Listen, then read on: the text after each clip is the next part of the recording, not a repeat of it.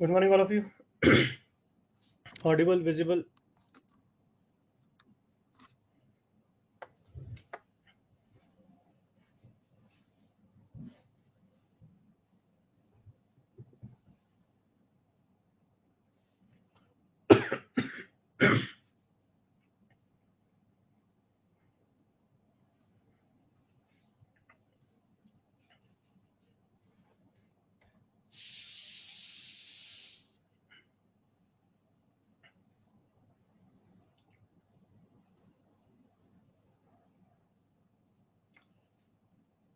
चलो स्टार्ट करते हैं। स्टार्ट करने से पहले आज मैं एक न्यूज़ पढ़ रहा था, तो थोड़ा सा उसके बारे में बता देता हूँ। अपन लोग कुछ लोग ईयरफोन यूज़ करते हैं, है ना, और हमारी क्लासेस लंबे टाइम तक रहती है। उसके बाद कई बच्चे जो है लगातार, है ना, ईयरफोन को लगाए रखते हैं काफ़ी देर तक। और मैक्सिमम लोग जो प्रोडक्ट यूज़ कर रहे हैं उनकी क्वालिटी वगैरह इतनी अच्छी होती नहीं, चाइनीज़ वगैरह होते हैं। तो अभी मैंने आज सुबह-सुबह पढ़ा कि एक स्टूडेंट 27 इयर्स ऑफ एज का कोई स्टूडेंट था। उसकी ईयरफ़ोन वगैरह लगा के वो पढ़ाई कर रहा था, है ना, ऑनलाइन क्लास में, और वो बर्स्ट हो गया और वो फट गया और उसकी डेथ हो गई, है ना। तो ये मैं बताना चाहूँगा कि हम लोग ईयरफ़ोन को ज़्यादा यूज़ ना करें, है ना। एक क्लास है तो ठीक है, लेकिन अगर बहुत ज़्यादा गर्म हो रहा है ईयरफ़ोन, आप लंबे टाइम के लिए यूज़ कर रहे हो, तो ऑब्वियसली दे कैन बर्स्ट, है ना। तो आप स्पीकर होते ही हैं कंप्यूटर में तो आप वो यूज़ कर सकते हो, ठीक है। तो आप स्पीकर को यूज़ कर सकते हो अपने रूम में, है ना। ब्लूटूथ स्पीकर्स होते हैं, नॉर्मल स्पीकर्स होते हैं, तो आप वो लगा सकते हो। बट जो भी चीज़ आप ईयर पे लगा रहे हो, हेडफ़ोन हो, ईयरफ़ोन हो, वो लंबे टाइम के लिए मतलब एडवाइजेबल नहीं है ना। 1 से 2 घंटे तक कोई दिक्कत नहीं होती है generally, but you never know, Chinese products are there in the market and we know how the quality of Chinese products are. तो इसलिए आप थोड़ा-सा ध्यान रखिए इस बात का, ये मैं बताना चाहूँगा, ठीक है। खैर आगे बढ़ते हैं। लास्ट क्लास में हम लोगों ने लोकस स्टार्ट किया था, ठीक है। आई थिंक सबको थोड़ा-थोड़ा आइडिया और थोड़ा फ़ील आया होगा, लोकस में हम क्या करने वाले हैं। Now I will not discuss जो मैंने कल क्वेश्चन दिया था, अगर तुम अपना आंसर नहीं निकाल सकते हो, तो छोड़ दो, है ना। मैं यहाँ पर एक-एक क्वेश्चन को डिस्कस करने के लिए नहीं पढ़ा रहा हूँ, है ना। We are teaching here for IIT JEE exam, we are not teaching for CBSE और नॉर्मल एग्ज़ाम्स, है ना। तो अगर हम नहीं कर सकते हैं, तो हम छोड़ दें उस सवाल को, बेस्ट तरीका है ना। एक-एक क्वेश्चन का सॉल्यूशन लेकर के कोई बच्चा जेईई नहीं जाता है,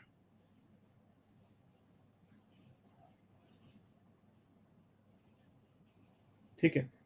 यहाँ पर अपन लोग जब फॉर्मल डेफिनेशन पे आते हैं, तो हमने लोकस के बारे में कल देखा था कि एक इक्वेशन आती है, तो एक relation we see in X and Y with some constants. तो इक्वेशन ऑफ लोकस क्या है?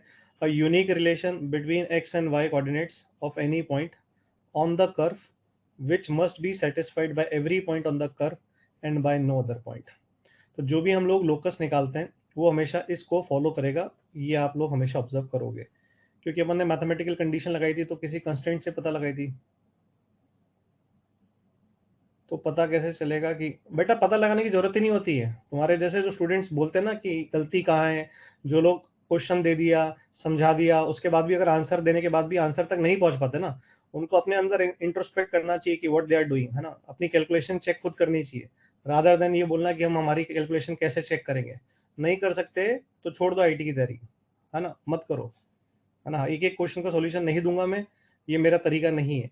सिंपल सी बात है, सिखाना मेरा काम है। एक क्वेश्चन मैं बताऊंगा, उसके बाद आपको दूसरा क्वेश्चन दूंगा, तो आपको ही करना है तो करो, नहीं तो मत करो। समझ में आ गया, है ना। सारे बच्चों से हो रहा है, तुम अकेले से नहीं हो रहा। तुमको दिक्कत है, ऐसे 4-5 बच्चे हर बैच में होते हैं जिनको स्पून फीडिंग की आदत होती है, साल भर तक यही करते हैं, फिर एग्जाम में जब सेलेक्ट नहीं होते तो इंस्टीट्यूट और टीचर को गालियां बकते हैं। यही करते हैं ऐसे बच्चे, ठीक है ना। तो ऐसा मेरा आदत है नहीं, जो तुम्हें करना है तुम कर सकते हो। तो यहाँ पर क्या है स्टेप, 4 स्टेप होते हैं जैसे मैंने कल समझाया था। सबसे पहले अपन उस पॉइंट के कोऑर्डिनेट को एच कॉमा के ले लेंगे, अगर वो क्वेश्चन में ऑलरेडी यूज नहीं हुआ है, जिसका हम लोकस निकाल रहे हैं, तो उस पॉइंट के कोऑर्डिनेट को हम एच कॉमा के ले लेंगे, ठीक है। उसके बाद हम जो मैथमेटिकल कंडीशन है वो उस पर अप्लाई करते हैं, जितना हो सकते इक्वेशन को सिंप्लीफाई करते हैं, अननोन वेरिएबल को एलिमिनेट करते हैं। ये प्रोसेस है, अपन लोग आगे जितने भी क्वेश्चन करेंगे उसमें यही होगा। कल मैंने एक क्वेश्चन करके भी दिखाया था, है ना। होपफुली अपन लोगों ने क्लास अटेंड करी होगी तो पता है मैं क्या कह रहा हूँ।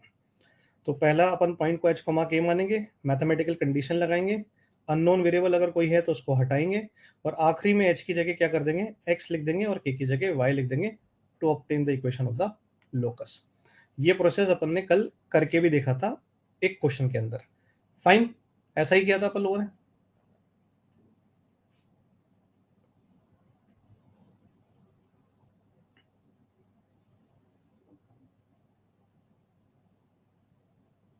ठीक है, अब यहाँ पर अपन लोग इस पूरे प्रोसेस को आने वाले हर क्वेश्चन में अप्लाई करके देखते हैं।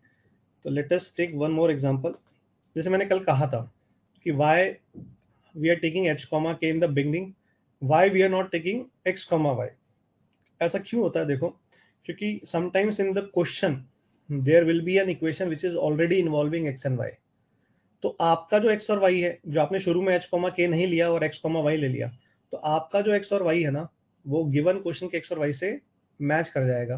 तो आप कंफ्यूज हो जाओगे कि आपने जो एक्स और वाई लोकस के लिए लिया था वो एक्चुअली कौन सा था। जब आप क्वेश्चन की इक्वेशन को सॉल्व कर रहे होंगे ना, तो आप दोनों इक्वेशन को यूज करोगे साइमल्टेनियसली, तो आप कंफ्यूज हो जाओगे वहां पे। इसलिए आपको वो यूज नहीं करना चाहिए। इसीलिए अपन कहते हैं कि क्या लेना चाहिए अपने को, एच कॉमा के। अभी मैं क्वेश्चन जब लूंगा तो आपको आगे दिखेगा ही, ये प्रोसेस आपको नजर आ जाएगा। सबसे पहले अपन let us start with an example कि find the locus of point which is equidistant from A and B। कुछ भी ले लिया, B को क्या ले लें, कुछ भी ले लो, 5, -2 ले लिया। ये अपन कह रहे हैं, है ना। अब देखो, पहले क्वेश्चन को अपन पढ़ेंगे, उसकी ज्योमेट्रिकल कंडीशन को मैथमेटिकली एनालाइज करेंगे, है ना। सबसे पहले मैंने क्या किया कि मुझे कहा गया है कि एक पॉइंट का लोकस निकालना है। मैंने मान लिया वो पॉइंट P है, क्योंकि वो क्वेश्चन में यूज नहीं हो रहा है, और मैंने एच कॉमा के ले लिया। जिसका लोकस निकालना है उसको आपको एच कॉमा के लेना पड़ेगा। अब it is equidistant from A and B का मतलब क्या हुआ, इसका मतलब हुआ कि P A is equal to P B. Fine,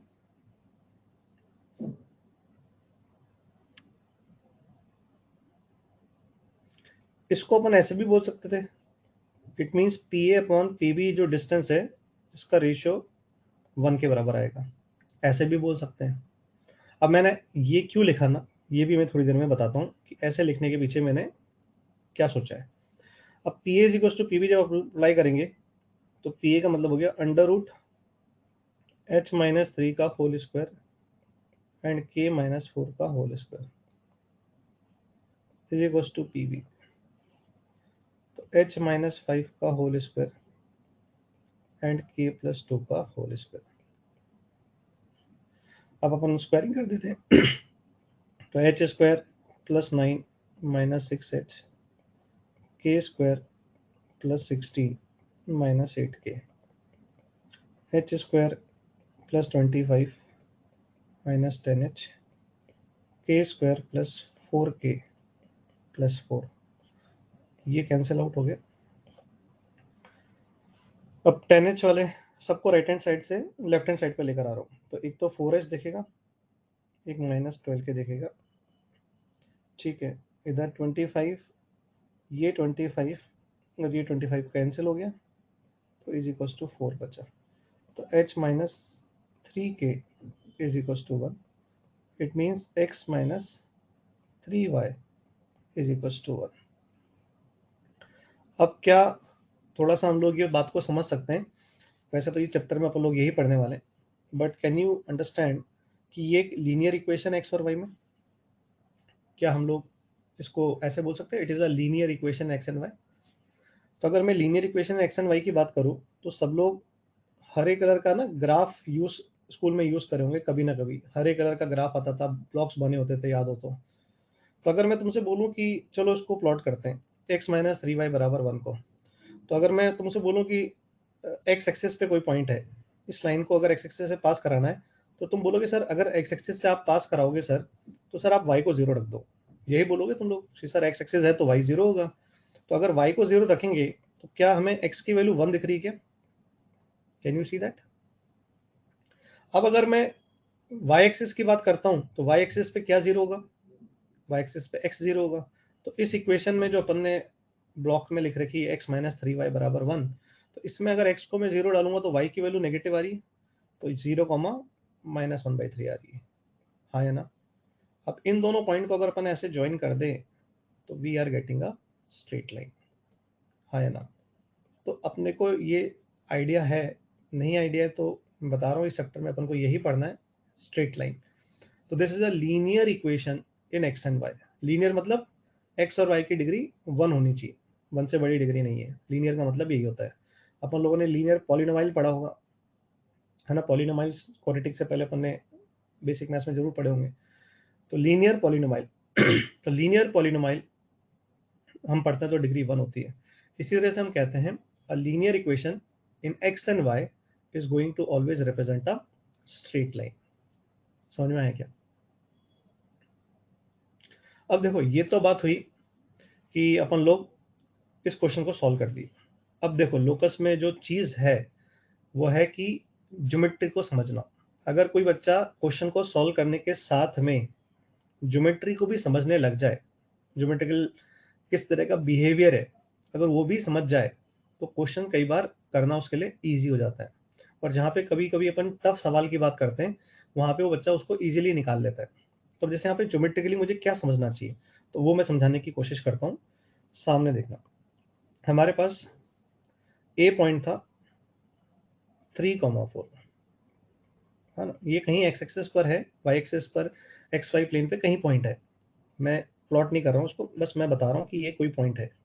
और ये पॉइंट था 5,-2, 5,-2, ठीक है।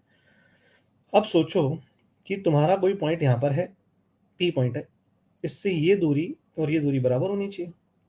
तो इसका मतलब ऐसे अगर मैं एक ट्रायंगल बना दूं तो ये एक आइसोसेलेस ट्रायंगल बनेगा। हाँ या ना? अगर तुम सोचो ये पॉइंट मूविंग पॉइंट है क्योंकि लोकस है, तो locus means a point which is moving according to the given geometrical condition. तो अगर ये पॉइंट मूव कर रहा है, तो अगर ये पॉइंट यहाँ पे आएगा तो भी तो हम इसको इसके बराबर कर सकते हैं, लाइक दिस। और ये पॉइंट मूव करते जाएगा इस तरह से, तो हमेशा ये डिस्टेंस बराबर आती जाएगी, क्योंकि क्वेश्चन में यही दे रखा है कि P A equal to P B. तो ये मूव करते जा रहा है ऐसे बराबर, यहाँ मूव करेगा बराबर। एक टाइम ऐसा आएगा जब ये यहाँ पे आके बैठ जाएगा, तब ये लाइन ए बी पे लाई कर रहा है और ये मिड पॉइंट हो जाएगा। सही बात समझ में? और फिर ये नीचे जाने लगेगा, फिर से ये इसके बराबर, फिर और नीचे गया, फिर ये बराबर, फिर नीचे गया, फिर बराबर, फिर नीचे गया, फिर बराबर। तो कैन यू फील कि ये जो पाथ आ रहा है ये खुद एक स्ट्रेट लाइन आने वाला है, जो ए और बी को ज्वाइन करने वाली लाइन के मिड पॉइंट से भी साथ में पास कर रहा है। एंड सिंस अपन ने अभी बोला ये एक आइसोलेस ट्रायंगल बनेगा, अगर हम ऐसा ट्रायंगल बनाएंगे तो आइसोलेस ट्रायंगल में जो आपका मीडियन होता है वो परपेंडिकुलर भी होगा बेस के। इसका मतलब ये जो आपका पॉइंट पी मूव कर रहा है इस तरह से, ये आपका ए बी के मिड पॉइंट से भी पास कर रहा है और ये ए बी के परपेंडिकुलर भी है। इसका मतलब क्या हुआ? इसका मतलब ये हुआ कि it is going to be perpendicular bisector of the line joining A and B. यानी ए बी का ये परपेंडिकुलर बाइसेक्टर है। ये समझ में है क्या? तो ऑब्वियसली अगर ये कोई इतना समझ जाता है इस चीज को कि ये किस तरह से पॉइंट मूव कर रहा है, तो उसको ये फील आ गई होगी जो मैंने अभी समझाया कि ये पॉइंट इस तरह से मूव कर रहा है इस लाइन पे, और ये जो लाइन आने वाली है आपकी, ये आएगी ए बी का परपेंडिकुलर बाइसेक्टर।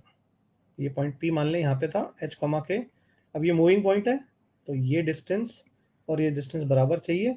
मैं फिर से समझा देता हूँ, ये एक आइसोसेलेस ट्रायंगल बनेगा और हम लोग जानते हैं अगर ये आइसोसेलेस ट्रायंगल है तो जो ये मीडियन होगा ये परपेंडिकुलर भी होगा। तो यानी ये पॉल्टीट्यूड भी हो गया और ये मीडियन भी हो गया, इसका मतलब it is going to bisect A B, है ना। I think this is clear to you. मैं इसको और दिखा देता हूँ मूव करते हुए, लाइक दिस।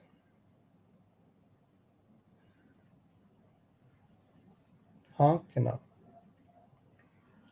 थोड़ा पाथ को फील कर पा रहे हैं मूव करते हुए? कैन यू फील कि वो कैसे मूव कर रहा है? बस अगर ये फील करना आ गया तो चीज़ें और आसान हो जाएगी आगे के लिए। तो हम क्या बोल सकते हैं, द लोकस, अब देखो यहाँ पे मैं क्या लिखा रहा हूँ, अगर P A upon P B is equal to K है, के मतलब कोई कांस्टेंट है जहाँ पे के की वैल्यू अपन बोल रहे हैं पॉजिटिव है, तो हम क्या कह रहे हैं यहाँ पे कि अगर के की वैल्यू क्या हो जाए, if K is equal to 1 then locus of P will be perpendicular bisector of AB। और यहाँ पे जब हम इसको K बोल रहे हैं, we are saying this is K, तो हम यहाँ पे कह रहे हैं A and B are fix points, यानी A और B मूव नहीं कर रहे हैं ना, they are fix points. Clear?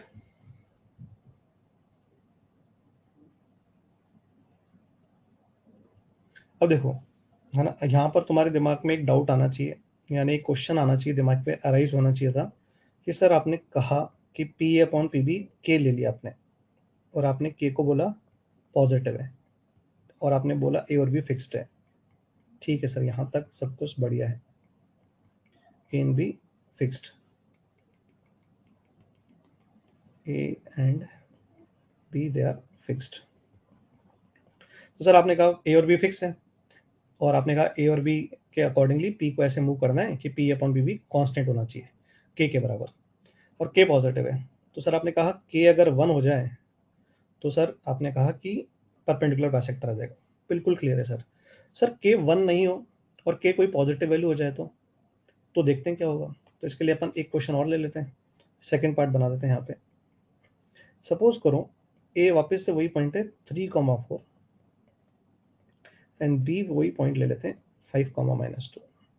समझने की कोशिश करना, बहुत ध्यान से समझने की कोशिश करना, है ना। अगर सपोज करो मैं यहाँ पे कह देता तुम्हें कि P A upon P B की वैल्यू, सपोज करो कुछ ले लेते हैं 1:2 ले लेते हैं, है ना, 1 के अलावा कुछ भी पॉजिटिव लेना है ना। तो क्या होगा, तो अपन लोग वापस से क्या करते हैं कि सर आप ऐसा करो, एक पॉइंट पी लो, एच घुमा के लो सर। अब सर आप लिखो P A 2 times P A is equal to P B. कैसे लिखा समझ में आ गया होगा, इस इक्वेशन से लिख रहा हूँ। अपने को सेकंड पार्ट करके दिखा रहा हूँ मैं सेकंड पार्ट में 1 नहीं लेकर के I am taking some other positive ratio. Are you getting my point?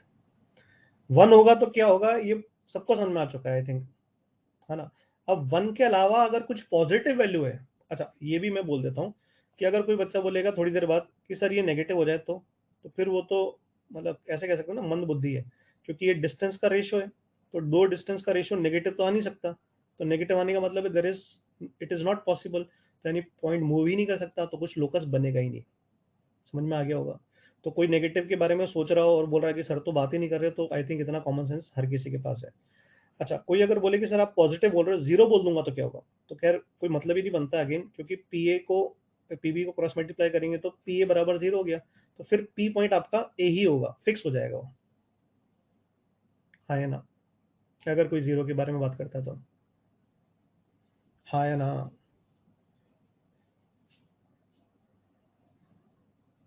ठीक है, अब मैं यहाँ पर बड़ा आगे कि P A upon P B एक पॉजिटिव वैल्यू अदर देन 1। तो अब यहाँ पर मैंने तुम्हें थोड़ा सा सॉल्व करके दिखाया, ये 2 times under root h-3 whole square k-4 का whole square is equal to under root of h-5 का होल स्क्वायर k+2 का होल स्क्वायर। फाइन, यहाँ तक कोई दिक्कत किसी को? अब आगे क्या करेंगे, स्क्वायरिंग कर देंगे। तो स्क्वायरिंग करेंगे तो देखो 2 बाहर है, तो स्क्वायरिंग करने पे वो 4 बन जाएगा। 4 टाइम्स एच स्क्वायर, एक के स्क्वायर आएगा, प्लस एक 9 और एक 16, तो 25 लिख देता हूँ डायरेक्टली, माइनस 6h और माइनस 8k। एक बार let me check, 6h 8k correct है। और इधर आएगा आपके पास एच स्क्वायर के स्क्वायर 25 और वो 29 हो जाएगा, 25 और 4 9 हो जाएगा, माइनस 10h एंड 4k। सही है, 4k करेक्ट है, ये सही है। ठीक है, अब देखो ये बनेगा finally 3h square 3k square. ठीक है, now this is going to be 75 में से आपका 29 जा रहा है, तो 30 गया तो 46 बनेगा। सही करा ना? हाँ हाँ सही है। और ये आएगा आपका -24h, तो माइनस का 14h, फिर -32 और -36k इज इक्वल टू 0। सही है यहाँ तक?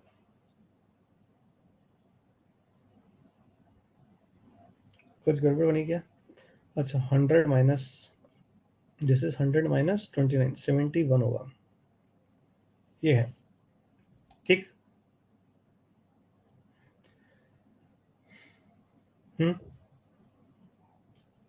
ठीक है, अब यहाँ पर अपन लोग इसको x लिख देंगे, इसको y लिख देंगे।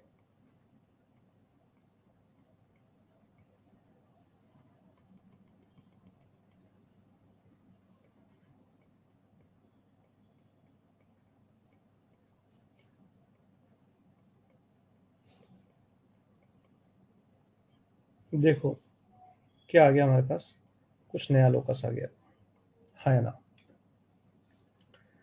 हम लोग जब थोड़ा आगे कोऑर्डिनेट ज्योमेट्री में बढ़ जाएंगे तो हम लोग क्या देखेंगे कि ये एक सर्कल की इक्वेशन आ रही है। It is a equation of circle. क्या आ रही है? इक्वेशन ऑफ सर्कल आ रही है। कुछ समझ में आई मेरी बात? ये हम आगे चैप्टर है हमारा सर्कल स्ट्रेट लाइन के बाद, तो हम लोग तब सीख जाएंगे। लेकिन देखो अभी इसको बता दूंगा, हम आगे पढ़ेंगे तो हम लिंक कर पाते हैं चीजों को। ठीक है क्या? आदित्यानंद हैज रेज्ड हैंड, क्या हो गया भाई?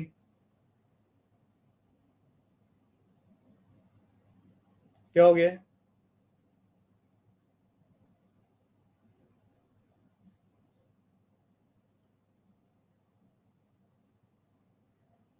यार कैसे लोग हैं यार,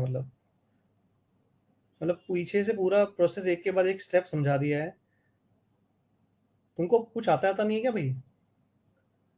मतलब टाइम पास करने वाले बच्चे भी हैं क्या इस बैच में? मुझे तो कहा गया था कि अच्छा बैच है ये। ऐसे आलतू फालतू बच्चे भी भरे पड़ेंगे इस बैच में, जिनको मतलब सिंपल सिंपल सी डिस्टेंस फॉर्मूला और इस तरह की चीजें नहीं है।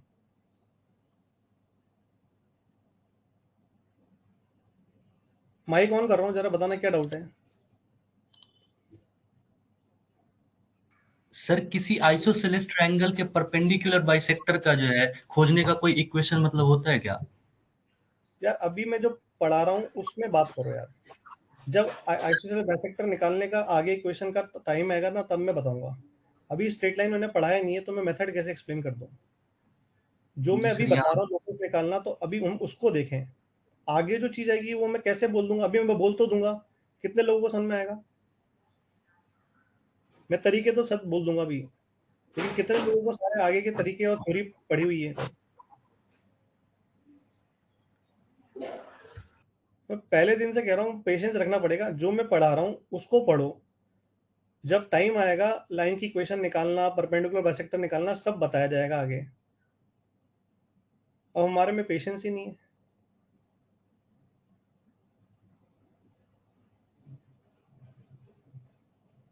अभी मैं ये समझा रहा हूँ कि ये लोकस क्या आने वाला है। अब इसको मैंने सॉल्व किया, प्रोसेस करके दिखाया पूरा। ये प्रोसेस करने के बाद यहाँ तक मैं पहुँचा हूँ, इस स्टेप्स में बताओ क्या गलती है। अब मैं ये बोल रहा हूँ हम ये आगे पढ़ेंगे कि ये सर्कल की इक्वेशन होती है, मैं अभी बोलता भी नहीं ये बात, मैं बोल देता ये लोकस है। लेकिन मैं ये क्यों बता रहा हूँ, ये अगले हमारा स्टेटमेंट जो मैं समझाने वाला हूँ उससे लिंक होगा। इसके अंदर बताओ कोई डाउट है तो। अब परपेंडिकुलर बाइसेक्टर की इक्वेशन ये सब 2 मिनट में निकाल लोगे जब मैं थ्योरी पढ़ा दूंगा। अभी वो टाइम ही नहीं है, अभी मैंने स्ट्रेट लाइन चालू तक नहीं किया है।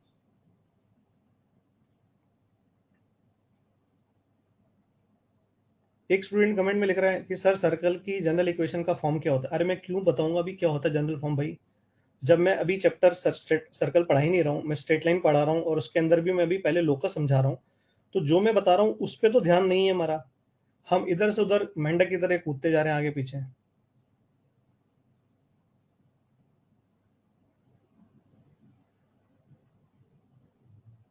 ठीक है भाई, जिसने माइक ऑन करा था, मैंने किसका माइक ऑन करा था? ये वो स्टूडेंट कौन था? आदित्यानंद।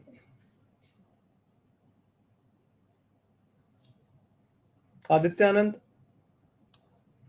ठीक है, हाँ 1 लिख दिया, ठीक है। अब एक स्टूडेंट पूछ रहा है कि सर 4 कहाँ से आ गया? भाई ये तो मतलब है ना, मतलब कैसे स्टूडेंट है ना, यहाँ पर मैं स्टेप को स्क्वायरिंग कर रहा हूँ और लोगों को ये डाउट आ रहा है कि 4 कैसे आ गया। बहुत बढ़िया।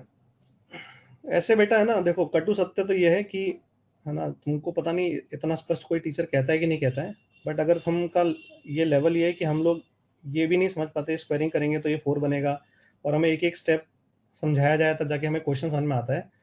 तो कटु सत्य ये है कि हम लोग मतलब तैयार नहीं है, मतलब जेई जैसे एग्जाम के लिए कटु सत्य ये है ना। और मैं क्या है ना, इसीलिए है ना, जो मैक्सिमम बच्चे हैं जो पढ़ने वाले हैं वो तो मुझे लाइक करते हैं, और जो आलतू फालतू बच्चे हैं ना, जिनको कुछ आता जाता नहीं है, जिनको प्यार से हमेशा स्पून फीडिंग की आदत होती है, वो मेरे बारे में उटपटांग बोलते रहते हैं, क्योंकि उनको क्या है कि मैं डांट लगाता हूँ।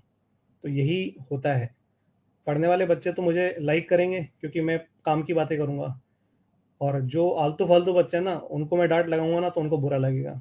तो फाइनली होता यही है कि उनका कुछ होता नहीं है। जो इंसान ध्यान से क्लास को टाइम पे, अब कल क्लास हो रही है, लोग आधे घंटे बाद ज्वाइन कर रहे हैं, उनको लगता है मुझे पता नहीं चलता, मुझे नाम आ जाते हैं सारे के सारे राइट में, कितने लोग टाइम पे क्लास अटेंड करते हैं, कितने लोग लेट अटेंड करते हैं।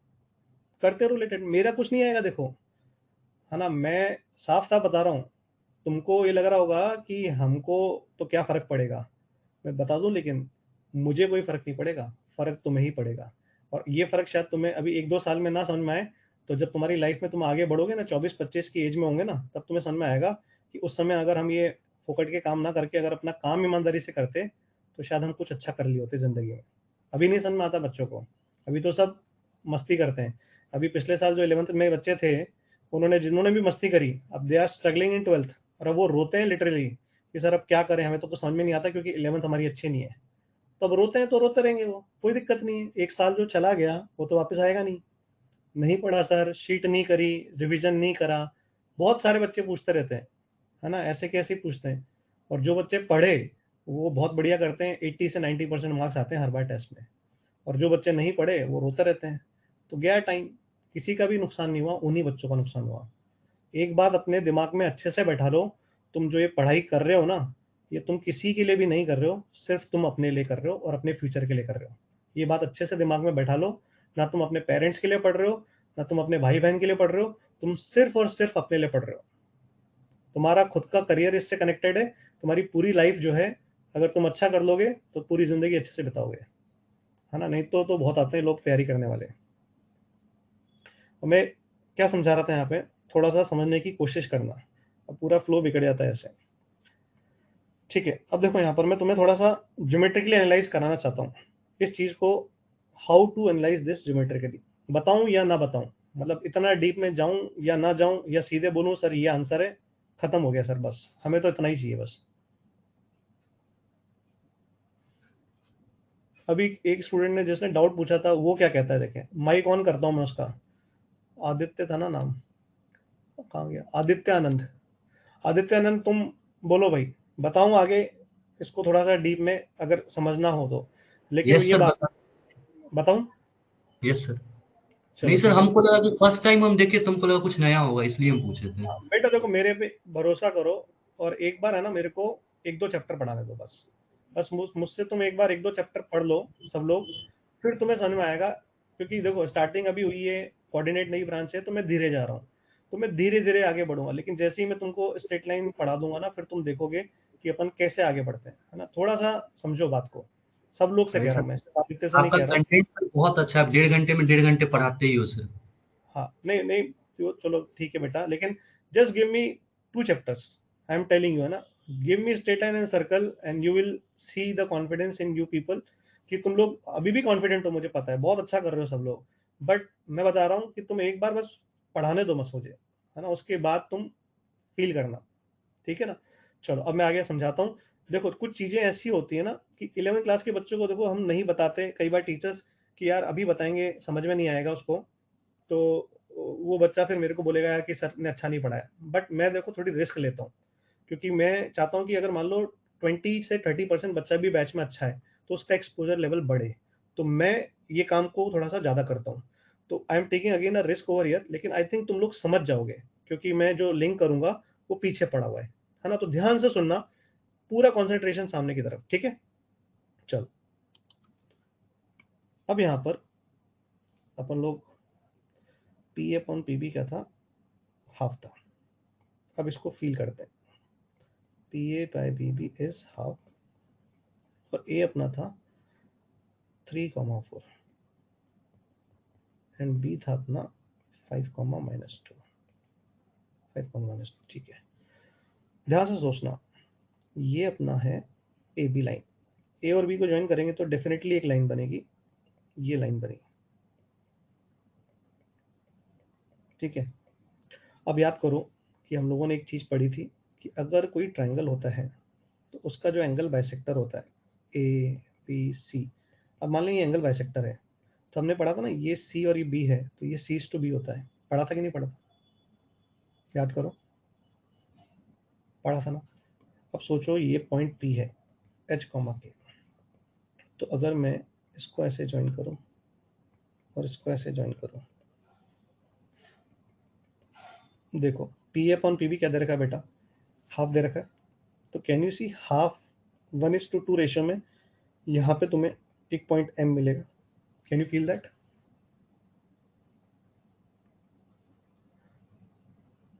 अभी मैं समझा रहा हूँ, है ना, फील करो बस इसको। अगर तुमसे कोई कह रहा है P A upon P B is half, और मैं ऐसे एक ट्रायंगल बनाऊं, तो कैन यू फील कि P A upon P B में एक पॉइंट एम ऐसा मिलेगा। एम ऑब्वियसली फिक्स नहीं होगा क्योंकि पी मूव करेगा तो एम भी मूव करेगा, बट अभी फॉर द टाइमिंग मैं कह रहा हूँ, तुम सपोज करो पी को मैंने फिक्स कर दिया और एक ट्रायंगल बना दिया, तो P A upon P B अपना हाफ है। ऑब्वियसली किसी भी एक इंस्टेंट पे जब पी कहीं पर होगा, not on the line A B, तो आपको जरूर P A upon P B एक ट्राइंगल बनता हुआ नजर आएगा with ratio half, P upon P B का रेशियो हाफ है। तो क्या मैं सेक्शन फॉर्मूला से ये कोऑर्डिनेट निकाल सकता हूँ क्या, तो आई थिंक सब लोग बोलेंगे सर बिल्कुल निकाल देंगे। तो 5 + 6/3 and this is -2 and 8, that is 5 -2 and 8, it is 6, ठीक है, अपॉन 3, ठीक है क्या, है ना। अब सोचो जैसे इंटरनली इसने डिवाइड किया वैसे एक्सटर्नली भी डिवाइड करेगा, हाँ है ना। तो एक्सटर्नली जब डिवाइड करेगा तो फिर से वही बात है कि वो पॉइंट इधर आएगा, एक ही तरफ आएगा, क्योंकि पी अपन पी बी जो हाफ है,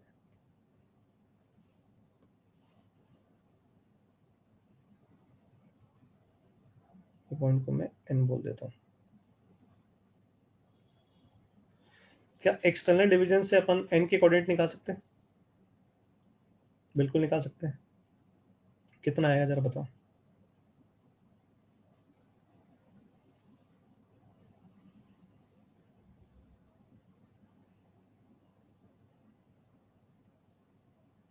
बताओ जरा, सेक्शन फॉर्मूला लगा दो एक्सटर्नल डिवीजन का 1:2 का ए और बी पे।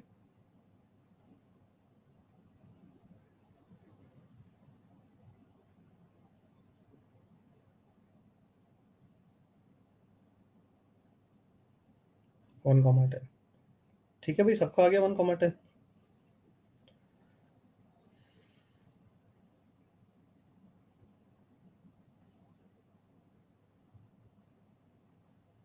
पक्का, ठीक है। अब ध्यान से सोचना, तो ये पॉइंट आपका आ चुका है, ये पॉइंट आपका आ चुका है। अगर हम लोग इसको इसको एम और एन को क्या मान लें, डायमीटर, और एक सर्कल बनाए ऐसे, लाइक दिस,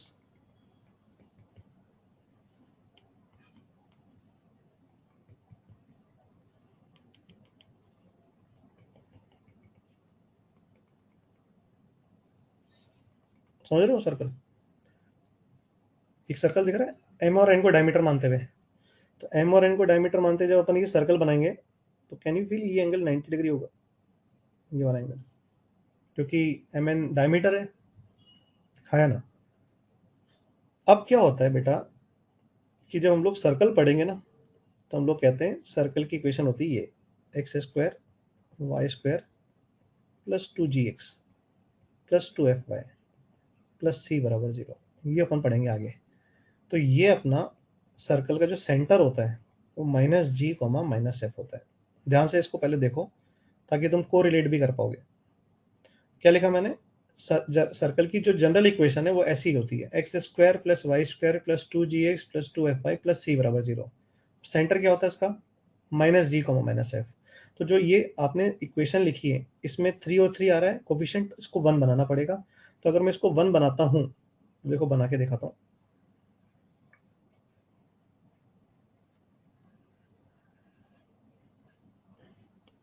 तो अगर इसको 1 बनाएंगे कोफिशिएंट को,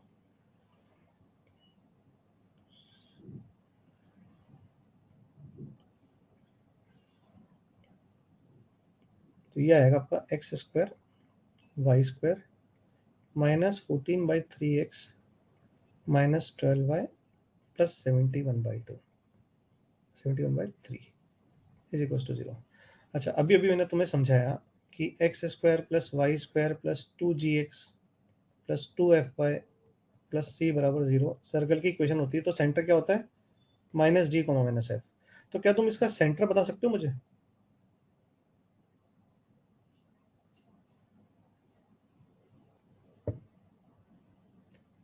बिल्कुल सही है, 14/6 यानी कि 7/3 बोल दो और 6, हाँ या ना?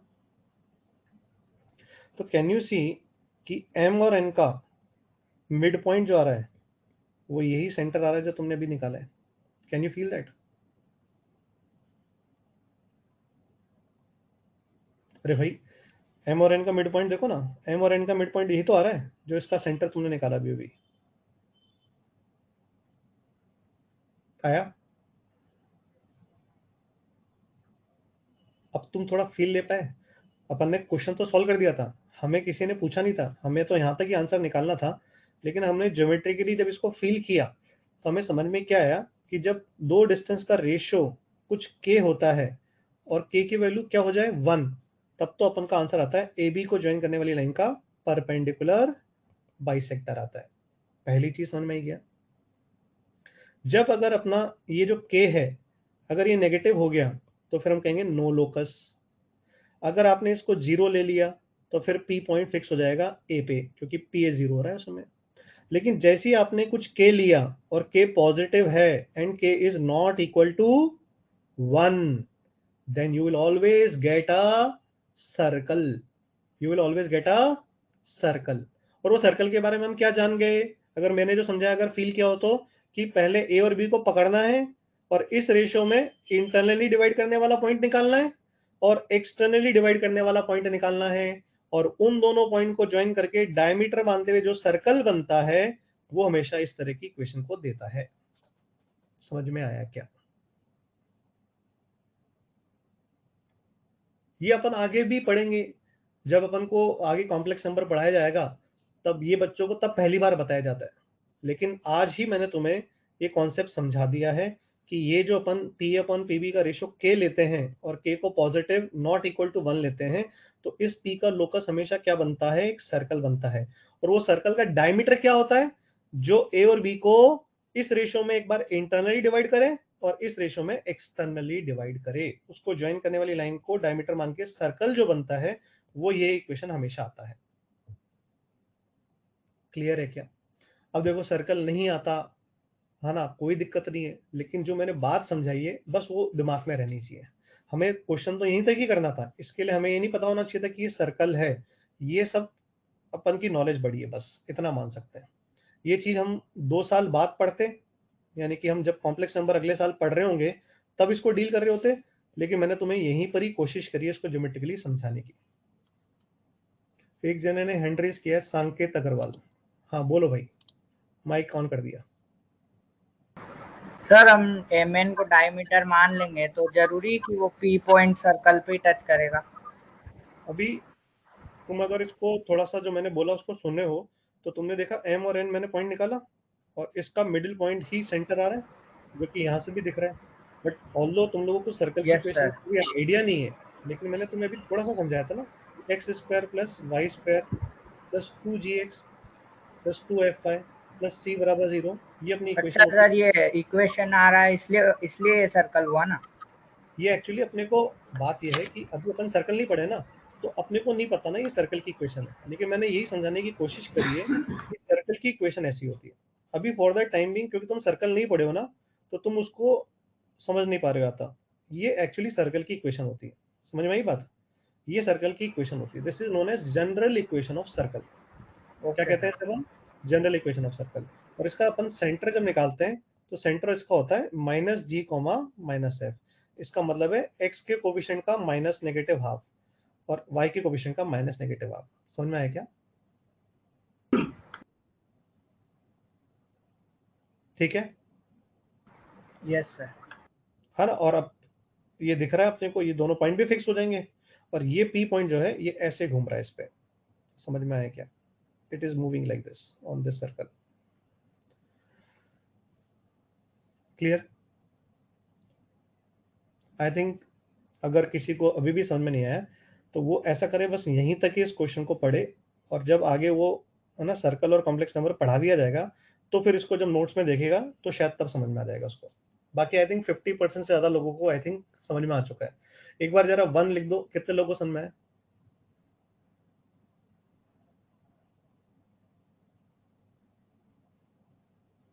तो आई थिंक 70-80% बच्चों को समझ में आ गया। इनफैक्ट सबने ही 1 लिख दिया है ऑलमोस्ट,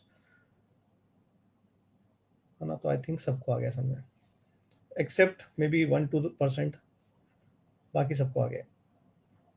आई थिंक अच्छा, एनालाइज करने के हिसाब से अच्छी चीज़ थी।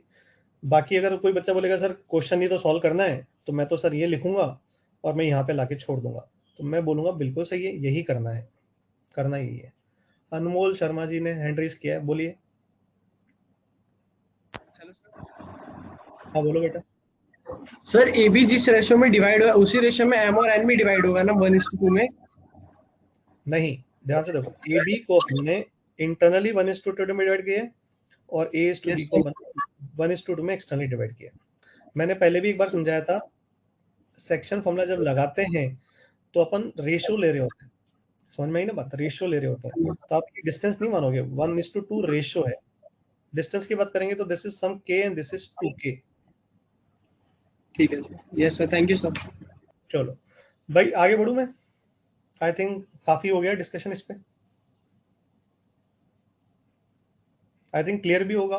थोड़ा सा मैं यहाँ पे एक चीज को लेके चला था, लेकिन इस चीज में मैंने पूरा डिस्कशन कर दिया है, क्योंकि अपन सिर्फ इतना कराते हैं देखो 11th में, ये वाला पार्ट।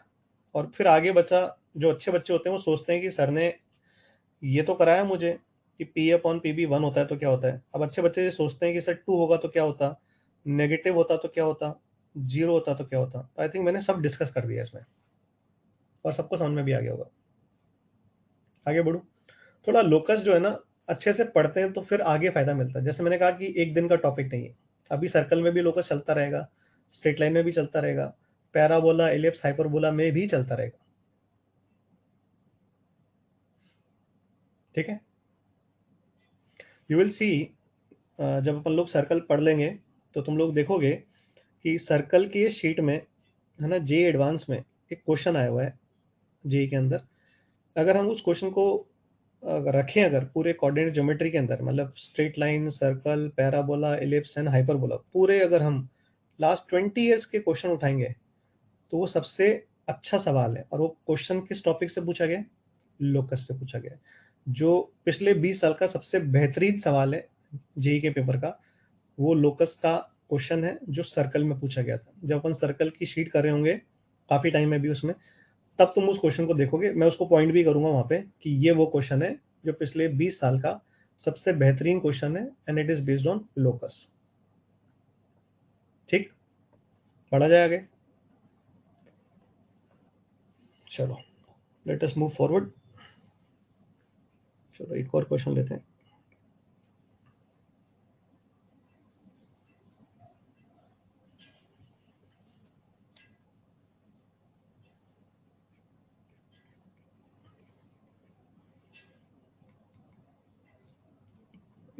करते हैं, ये क्वेश्चन पहले लेते हैं।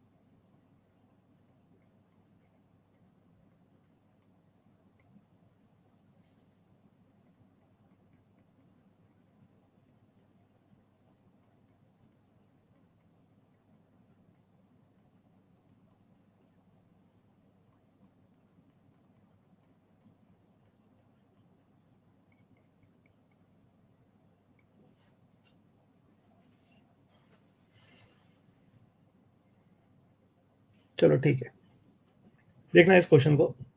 अब तुम्हें समझ में आएगा इस क्वेश्चन से कि वाई मैं स्टार्टिंग में h, k लेने के लिए कहता हूँ। जैसे you can see in this question another equation is getting involved which is already having x and y, हाँ या ना। तो यहाँ पर आपने ये x और y ले रखा है इस इक्वेशन को रिप्रेजेंट करने के लिए। अगर आपने जिसका लोकस निकालना है उसको भी x और y ले लिया होता स्टार्टिंग में ही, तो ये वाला x और y और ये वाला x और y सॉल्व करने पे कोइंसाइड कर जाता, तो फिर उनको अलग अलग करना भारी हो जाता हमारे लिए। कैसे? सॉल्यूशन देखो। क्वेश्चन ऐसा है कि ये a है जो कि फिक्स पॉइंट है और ये b है, और b देखो मूव कर रहा है ना। a फिक्स पॉइंट है देखो, और b जो है ये मूव कर रहा है किसके ऊपर? सर्कल के ऊपर। अगेन ये इक्वेशन आप लोग आगे समझोगे कि ये एक सर्कल की इक्वेशन है। फॉर द टाइम बिंग तुम सोचो ये कर्व है कोई, तो b मूव कर रहा है। अब सोचो जरा, a फिक्स है और अगर आपका b मूव करेगा, तो जब b मूव करने लगेगा तो a और b का मिड पॉइंट भी मूव करेगा, हाँ या ना। आपका a फिक्स है, b घूम रहा है, तो ए बी का मिड पॉइंट भी तो घूमेगा ना, क्योंकि ए बी लेंथ आपकी चेंज होगी लगातार। तो इसका मतलब है हेलो, हाँ, इसका मतलब है कि मिडिल पॉइंट का लोकस अगर निकालना है तो इसको h, k ले लेते हैं।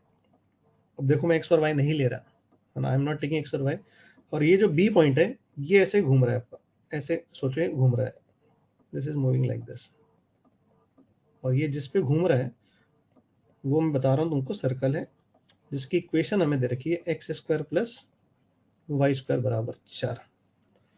ठीक है, now I think it is very simple कि ये और ये बराबर है, मिड पॉइंट है तो।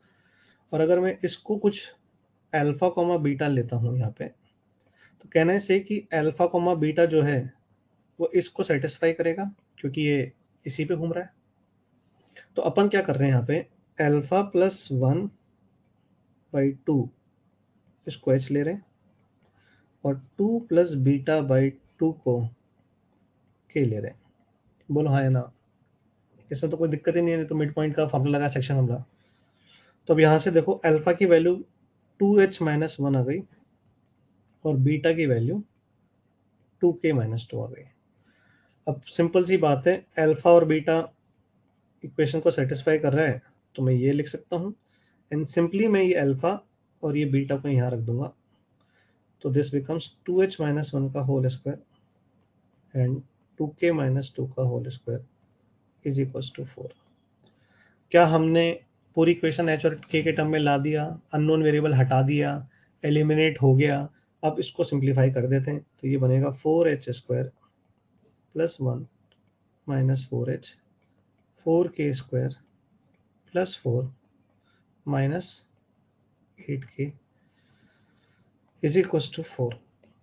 ये 4 कट गया, finally 4x square 4y square minus 4x minus 8y plus 1 is equal to 0।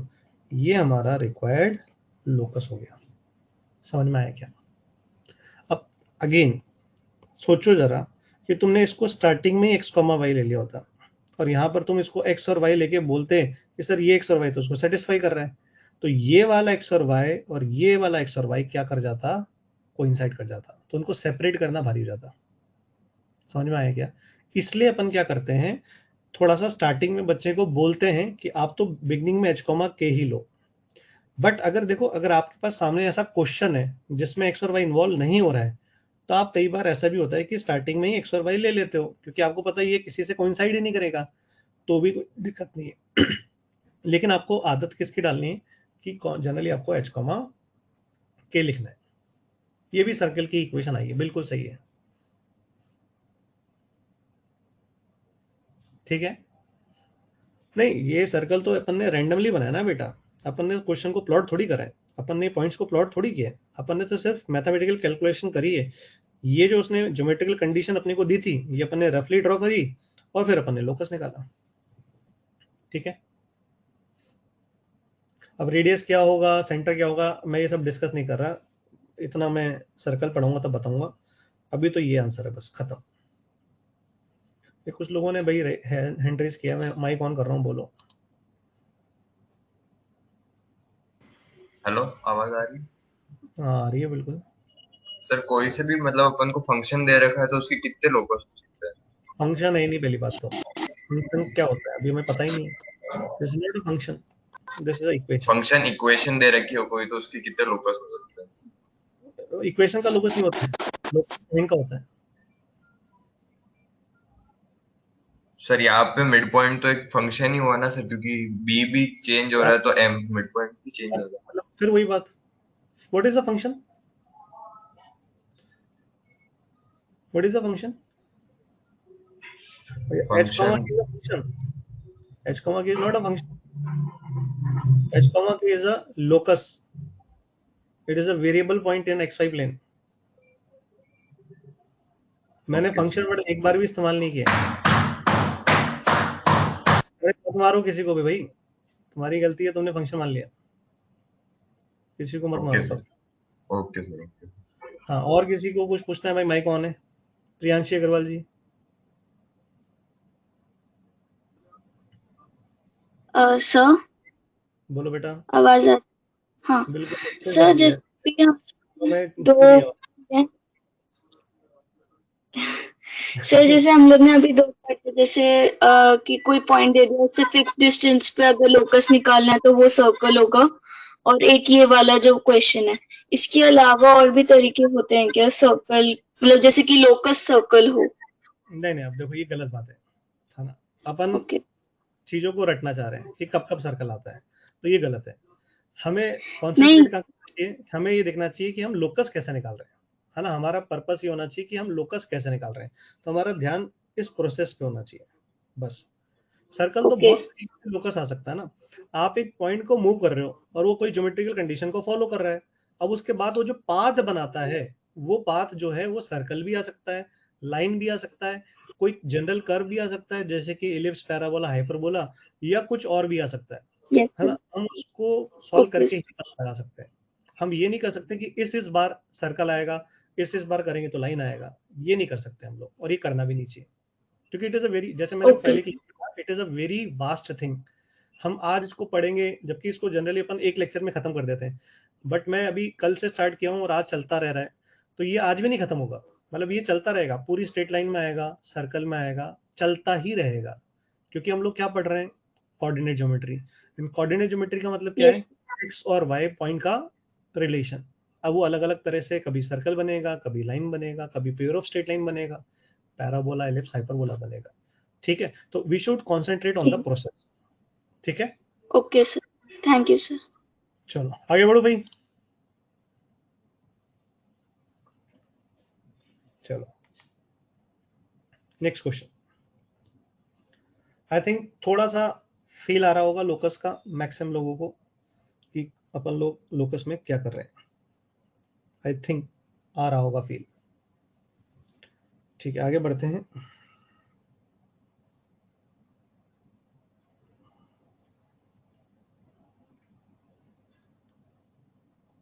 चलो एक लेते हैं, find the locus of point P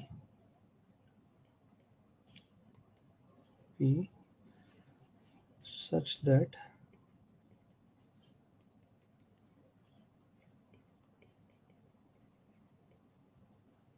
area of triangle PAB is equals to, कुछ भी ले लेते हैं, AB, where A is minus A comma 0 and B is A comma 0. ठीक है, चलो अब देखो फील करना है इसको, है ना। एक ट्रायंगल है जिसमें आपका ए और बी को फिक्स कर दिया गया है ना।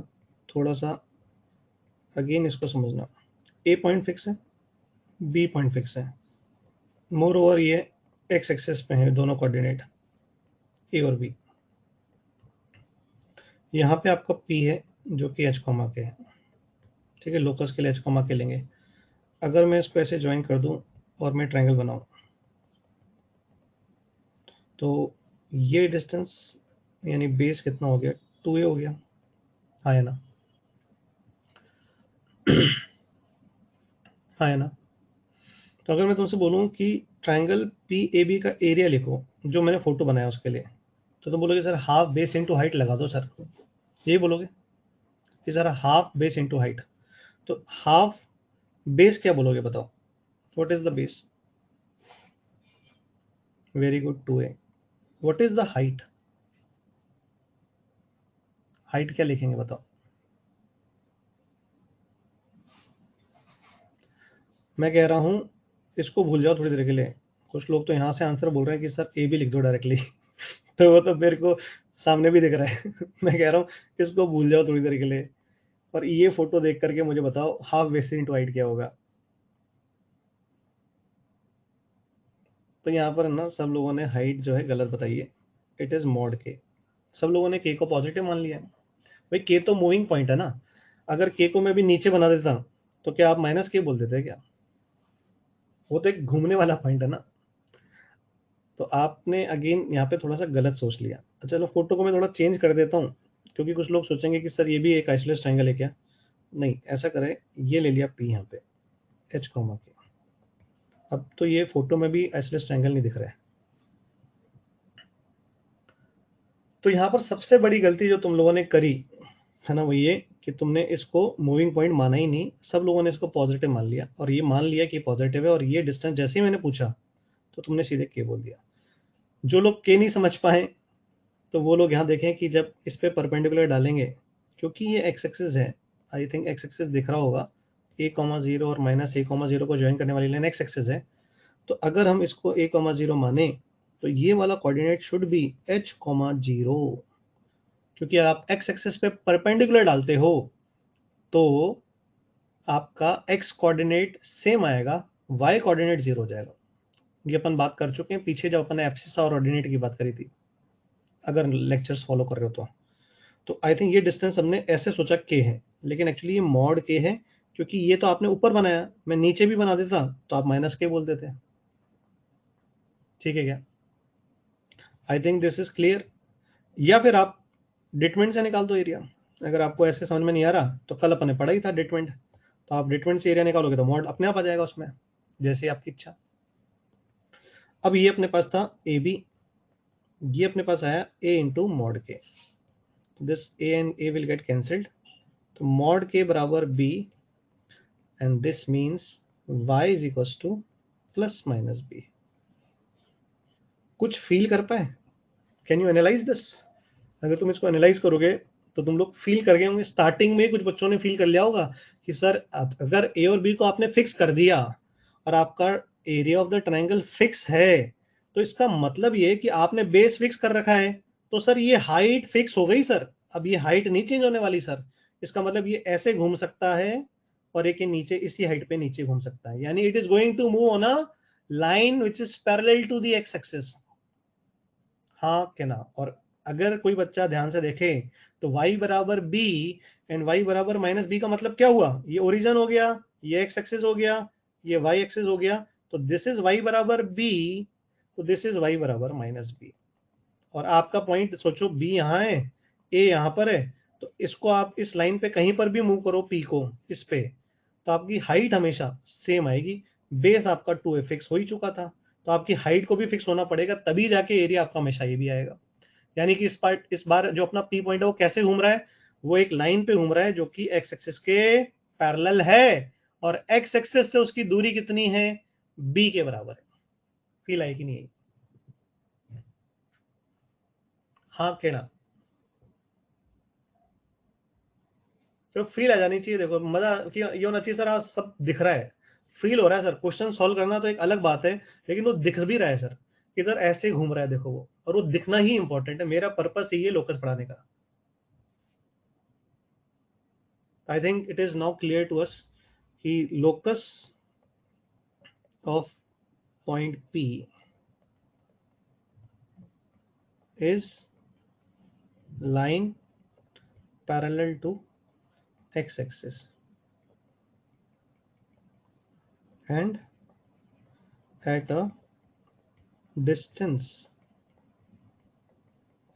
of b from it. Clear? बढ़िया, आगे बढ़ूं मैं? चलो मैं इसको फोटो में भी चलो दिखा देता हूँ बना के। ये ऐसे घूम रहा है और ये इधर भी नीचे भी ऐसे घूमेगा, तो it is moving on this line. I think सबको दिख ही गया है, अब ज़्यादा और बोलने की कोई आवश्यकता शायद है नहीं। ऐसे घूम रहा है ये पॉइंट P, ठीक।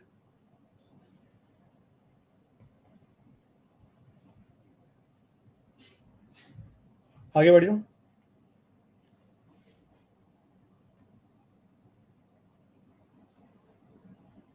आगे बढ़ूं?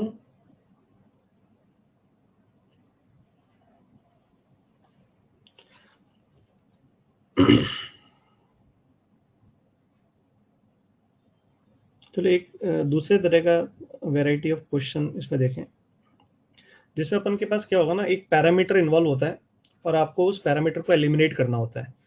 जैसे if you remember compound angle जब आपने पढ़ा होगा, तो आपने अगर शीट करी है और पढ़ा है तो आपने एलिमिनेशन ऑफ पैरामीटर वहाँ पे देखा होगा, जिसमें आप कई बार sine square theta plus cos square theta बराबर 1 करके सॉल्व करते हो। कई बार आप sec square theta minus tan square theta को 1 लिख देखते थे एलिमिनेशन करने के लिए, याद आ रहा है? तो उसी तरह का यहाँ पे एक प्रोफाइल आता है, उसको अपन देख लेते हैं। बहुत इजी है, दिस इज वेरी इजी कि find the locus represented by, first part है x is equals to 80 square, y is equals to 280, where t is parameter. यहाँ पे t एक पैरामीटर, ठीक है। ध्यान से देखना, यहाँ पे जो पैरामीटर है आपको उसे एलिमिनेट करना है और x और y में रिलेशन लाना है। जो उसने पैरामीटर बोला है इसका मतलब वही अकेला पैरामीटर अननोन है, उसी को ही हटाना है। अगर उसने t बोला है तो मुझे t हटाना है, a पे मेरा ध्यान नहीं, क्योंकि a मैं मानूंगा कि it is given to you, है ना। जो पैरामीटर उसे हटाना है, तो x बराबर क्या था, 80 स्क्वायर था, तो सिंपली t की वैल्यू यहाँ रख देंगे, y बाई 2a वो होल स्क्वायर कर देंगे। आई थिंक दिख गया होगा सबको, y स्क्वायर बराबर 4ax आ रहा है, and this is the equation of parabola. ये पैराबोला की इक्वेशन होती है। हम आगे पढ़ेंगे पैराबोला की इक्वेशन क्यों होती है, कैसे होती है, वो जानना नहीं है, आंसर ही आएगा, बस इतना सा अपने को समझ में जाना चाहिए। तो वेरी इजी, ऐसे क्वेश्चन कभी कभी मोर देन वन में आते हैं जिसमें अपने को ना एलिमिनेट करना होता है। सिंपल सा था ये वाला। एक और देखते हैं, x बराबर a cos theta and y बराबर b sin theta, where theta is the parameter, theta is parameter. तो किसको हटाना है अपने को, थीटा को हटा के रिलेशन लाना है। तो ऑब्वियसली मैं क्या करूंगा, x के नीचे a लिखूंगा, स्क्वायर कर दूंगा, और y के नीचे b लिखूंगा, स्क्वायर कर दूंगा, और दोनों को जोड़ दूंगा।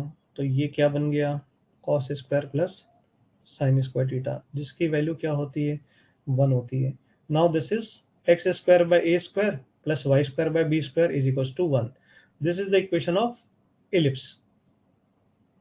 समझ में आया क्या? ठीक है, very easy. I think it is nothing special, कोई खास बात नहीं है इसमें। थोड़ा सा एक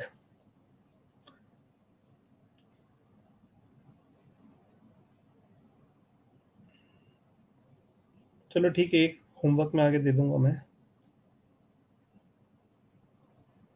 अच्छा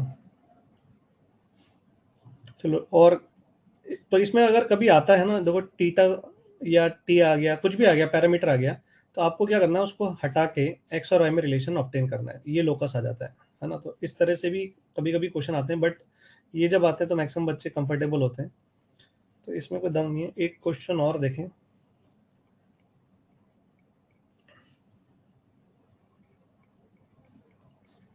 find the locus of point P such that P F1 plus P F2 it is equals to 2A, where F1 is C comma 0, F2 is minus C comma 0 and A is greater than C। ठीक है, और ये positive है, C positive है ना, ऐसे अपने को दे रखा है। तो यहाँ पर क्या लिखा हुआ है देखो, कि अपने को P पॉइंट का लोकस निकालना है जिस तरह से कि Pf1 प्लस Pf2 का वैल्यू 2A आ रहा है, जहाँ पे F1 अपने को C, 0 और F2 माइनस C, 0 दिया है, और A का वैल्यू C से बड़ा है और C पॉजिटिव है, इसका मतलब A भी पॉजिटिव हो गया। अब ध्यान से सोचना इसको कि अपन लोग क्या कर रहे हैं ना। ऑब्वियसली यहाँ पर Pf1 का मतलब क्या हो गया आपका, this is distance between P and F1 and P and F2। Obviously F1 and F2 are fixed, तो P का लोकस निकालना है, तो P इस तरह से मूव करेगा कि ये दोनों सम ऑफ द डिस्टेंसेस उसके क्या आ रहे हैं, कांस्टेंट आ रहे हैं। तो अगेन अगर हम लोग यहाँ पे P को ले लें H कॉमा के, यहाँ पे अपन F1 मान लेते हैं C, 0, यहाँ पे F2 मान लेते हैं माइनस C, 0। अब ये तो फिक्स हो गया, F1 F2 is fixed, this is 2C। ठीक है, now this is Pf1 and Pf2, इन दोनों का सम। तो मैं Pf1 लिखता हूँ सबसे पहले, तो Pf1 is under root of H minus C का होल स्क्वायर प्लस K का square. Pf2 is under root of H plus C का whole square plus K square. अब हमें क्या गिवन है, हमें गिवन है कि इन दोनों का सम, मैं लिख रहा हूँ यहाँ पे, इन दोनों का सम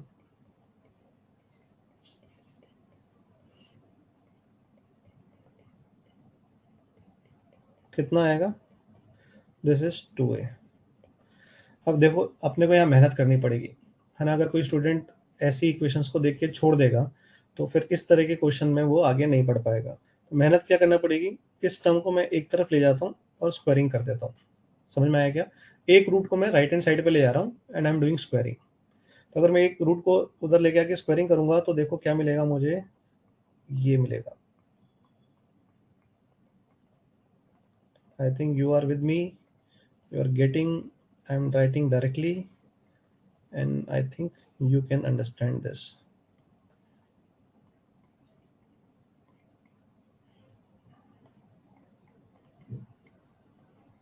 Are you with me in this step?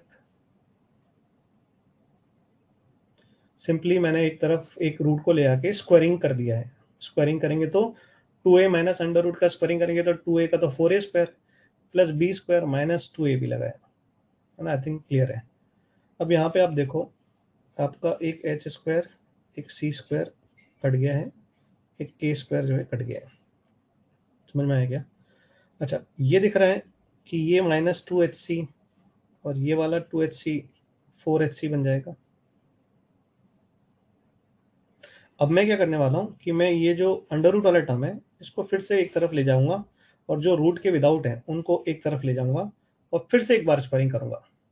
समझ में आया कुछ? तो फाइनली देखो क्या होने वाला है, इधर आएगा 4a अंडर रूट में h प्लस सी का होल स्क्वायर प्लस के का स्क्वायर, और उधर देखो क्या मिलेगा, 4a square plus 4hc। Are you with me? अब मैं 4 को काट दूंगा ऐसे, ठीक है।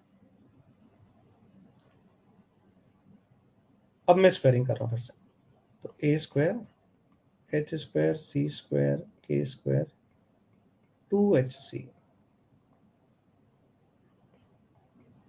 a power 4 h square c square 2 times a square hc। With me? Can you see? ये टर्म और ये टर्म कट जाएगा, है ना। अंडर रूट हटाने के बाद स्क्वायरिंग करा, स्क्वायरिंग करने के बाद यहाँ पहुंचे, है ना। अब यहाँ तक आई थिंक क्लियर है। बढ़ो आगे। तो क्या मिल रहा है देखो बेटा, ए square H square A square C square A square K square is equal to ए की पावर 4 प्लस एच स्क्वायर सी स्क्वायर, है ना।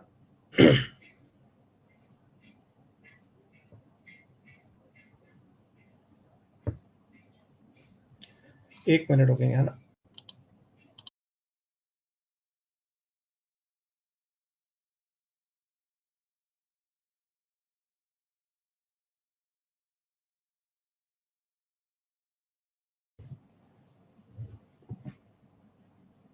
हेलो,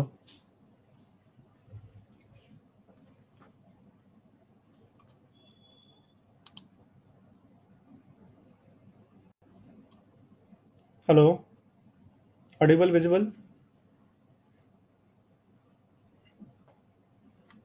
चलो, अच्छा अब यहाँ पर देखो कुछ terms, if you can see कि सर इनको इनको साथ में ले लें, कुछ होते हुए दिख रहा हूँ।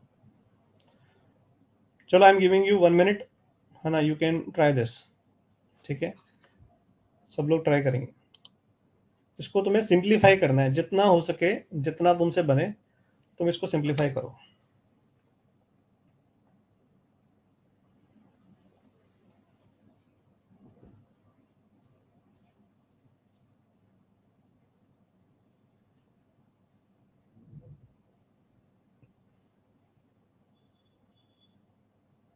नहीं, सर्कल की इक्वेशन नहीं आएगी, है ना। हर बार सर्कल नहीं आएगा, ऐसा नहीं है हम तुक्का मार दे कि सर्कल की इक्वेशन आएगा।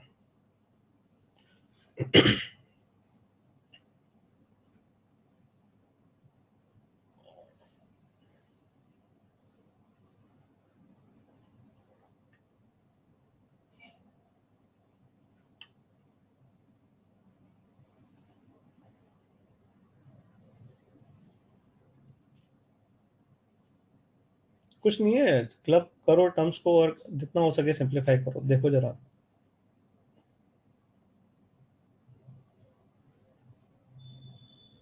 आई थिंक कर लिया है सब लोगों ने। तो देखो मैं यहाँ पे क्या कर रहा हूँ, इस दोनों टर्म्स को साथ लिख रहा हूँ। तो यहाँ पे H square A square minus C square बनेगा। फिर ए स्क्वायर के स्क्वायर को मैंने एक तरफ रखा, और इधर देखो, ध्यान से देखना, ये वाला टर्म और ये वाले टर्म को एक साथ ले रहा हूँ राइट हैंड साइड पे, ठीक है। तो this will be A square common, A square minus C square, ठीक लिखा, ठीक है। नाउ मैं क्या करूंगा, A square minus C square, है ना, और इससे डिवाइड कर देता हूँ, है ना। ध्यान से देखना, आई एम डिवाइडिंग बाय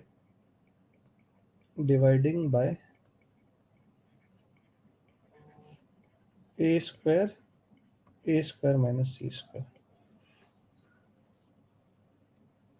ठीक है, राइट हैंड साइड में ये था ना, देखो ये राइट हैंड साइड वाला टर्म, इससे डिवाइड कर रहा हूँ पूरे को, तो राइट हैंड साइड में 1 आ जाएगा, इस पूरे से डिवाइड किया तो अब इससे जब डिवाइड करेंगे तो इसके नीचे तो ए स्क्वायर आ जाएगा, और ये वाला ए स्क्वायर इससे कटेगा तो इसके नीचे A square minus C square आ जाएगा। I think you are with me.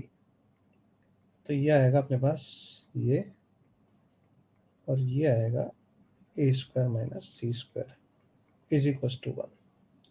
Now this is X square by A square plus Y square by A square minus C square is equal to 1। क्या हमने शुरुआत में ये condition को कहा था क्या कि ए सी से बड़ा है? तो अगर हमने ऐसा कहा था तो क्या हम ये कह सकते हैं कि ए स्क्वायर माइनस सी स्क्वायर जो होगा ये एक पॉजिटिव वैल्यू होगा? तो अगर हम ऐसा कह सकते हैं कि ए और सी से बड़ा है, तो क्या मैं ये बोल सकता हूँ कि मैं इसको एक पॉजिटिव वैल्यू बी स्क्वायर से रिप्लेस कर दूँ तो कोई दिक्कत नहीं होगी? आई think you can see this is the equation of ellipse. कुछ पल्ले पड़ा क्या? अगेन थोड़ा सा ये मैथमेटिकल मैनिपुलेशन ज़्यादा था, बट ऐसा क्वेश्चन भी अपने को आना चाहिए, करना चाहिए, इसलिए मैंने कराया। कुछ भी नहीं किया है ना, सिंपल है।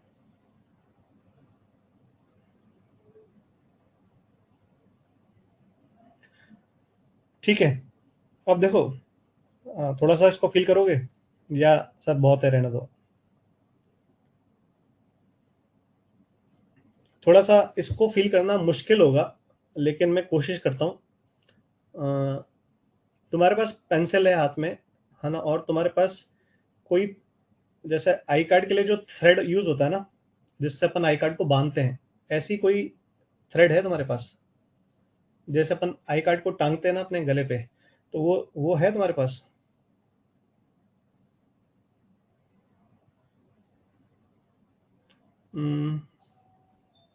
मैं काम करता हूँ, मैं कोशिश करता हूँ उसको शो करने की। 1 मिनट होल्ड करेंगे, मैं ढूंढूं ऐसा कुछ, तुम भी जब तक ढूंढो अपने घर पे, है ना। एक अपने को चाहिए पेंसिल, और अपन जो कुछ ऐसा चाहिए जैसे अपन थ्रेड टांगते हैं, तो उस तरह की कोई रस्सी हो बस अपने पास, है ना, एक सर्कुलर फॉर्म में रस्सी होना चाहिए अपने पास। चलो एक बार देख लो कुछ अरेंजमेंट हो तो मैं भी ढूंढता हूँ जब तक।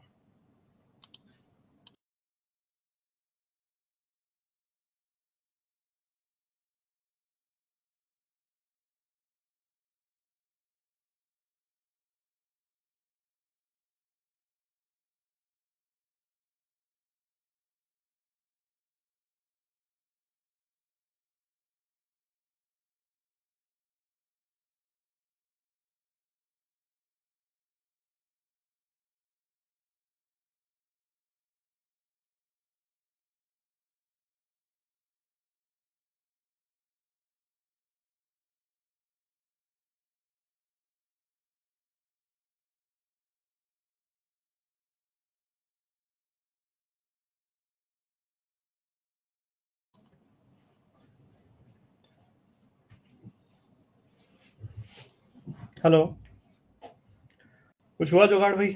मैंने तो जुगाड़ कर लिया, देखो भाई।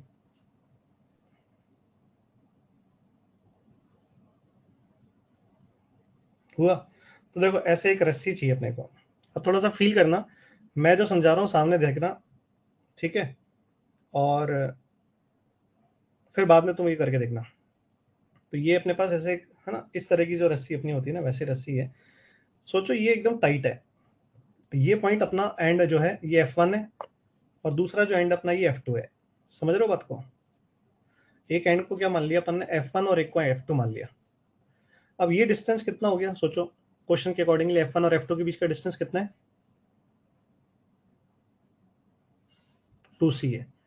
अब सोचो अगर कोई भी पॉइंट मैं इसी पे लेता हूं, line F1 F2, this is F1, this is F2, अगर F1 F2 को ज्वाइन करने वाली लाइन पे ही अगर P पॉइंट ले लूं, तो ये समझ में आ रहा है कि PF1 प्लस PF2 की वैल्यू 2C आएगी हमेशा। ये समझ में आता है? सिंपल सी बात। हाँ, तब ये समझ में अगर आता है, तो जैसे ही मैंने बोला कि जो PF1 प्लस PF2 की वैल्यू 2A है और A C से बड़ा है, तो ये फील आ जानी चाहिए कि वो अब F1 F2 को ज्वाइन करने वाली लाइन पे नहीं लाई कर सकता। ये फील आ जानी चाहिए, हाँ कि ना?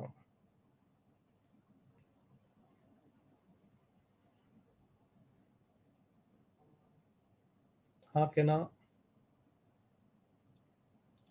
तो यहाँ पे you have to feel it, क्योंकि मेरे हाथ भी दो ही हैं, है ना? तो ये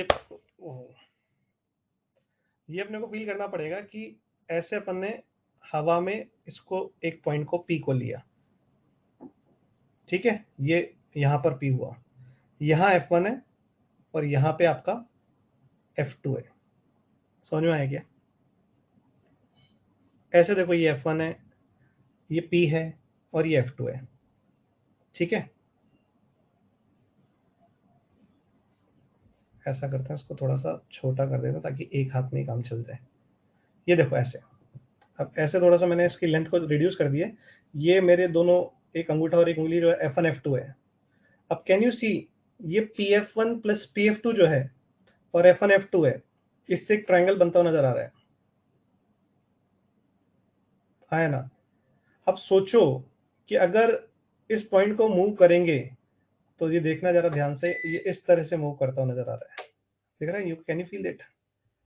अब तुम क्या करना, अपने घर पे अपने छोटे ब्रदर या है ना सिस्टर हो, मम्मी की हेल्प ले लेना और उनको कहना कि ऐसे इस थ्रेड को पकड़ लो, है ना, उसको लूज करवा लेना और फिर अपनी पेन को ऊपर इस थ्रेड से लेके जाना इस तरह से ऊपर, और फिर उनको बोलना कि आप इसको ऐसे पकड़े रखो and you try to move this pen around this loop. तो तुम्हें दिखेगा इस तरह से एक इलिप्स बनता हुआ। समझ में आ रहा है? इस तरह से यू विल फील दैट। तुमको चाहिए एक जने की और हेल्प चाहिए, यू नीड वन मोर, है ना?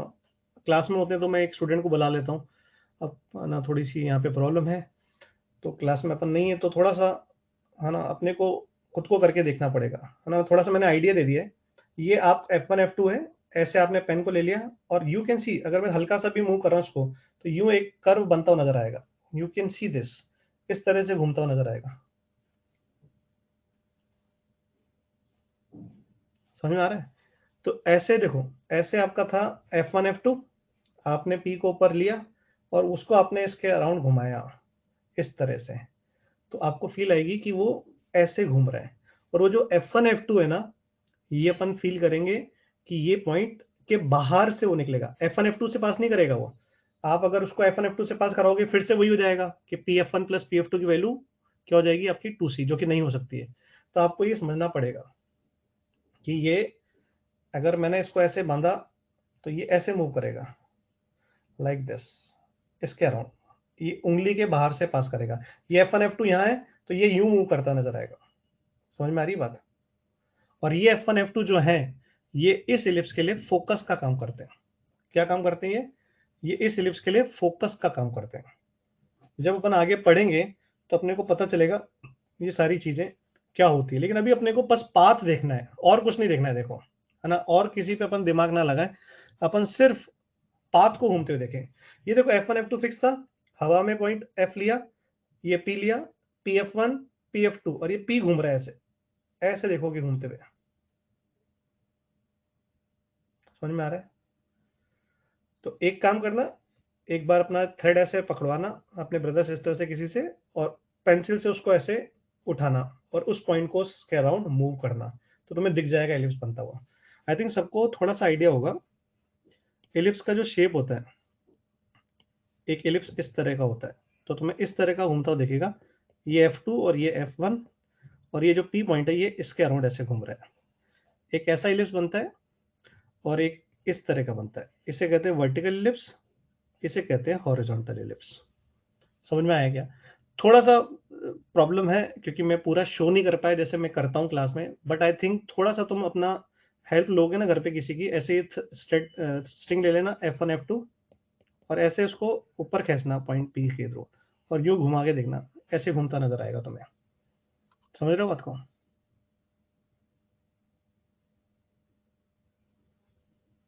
आई थिंक थोड़ा सा फील आ गई है, लेकिन प्रॉपर फील तब आएगी जब हम किसी की हेल्प लेके उसको घूमते हुए देखेंगे, पॉइंट को अपने आप दिखेगा वो। ठीक है? बोले हाँ या ना यार, ऐसे क्या कर रहे हो। कोशिश करिए, मैंने थोड़ा सा आइडिया दिया है, अब थोड़ा सा लिमिटेशन जो ऑनलाइन का मेरे पास है उसमें जितना मैं कर रहा हूँ अपनी तरफ से मैंने कोशिश करी है। थोड़ा सा एक बार अभी के अभी क्लास के बाद लेना है ना, हेल्प लेना, ऐसे स्ट्रिंग जो ली थी उसको लेके ऊपर पॉइंट को मूव करना और ऐसे घुमाना, तुम्हें दिखेगा अपने आप बनते हुए, अपने आप दिखेगा वो पाथ ऐसे घूमते हुए, है ना।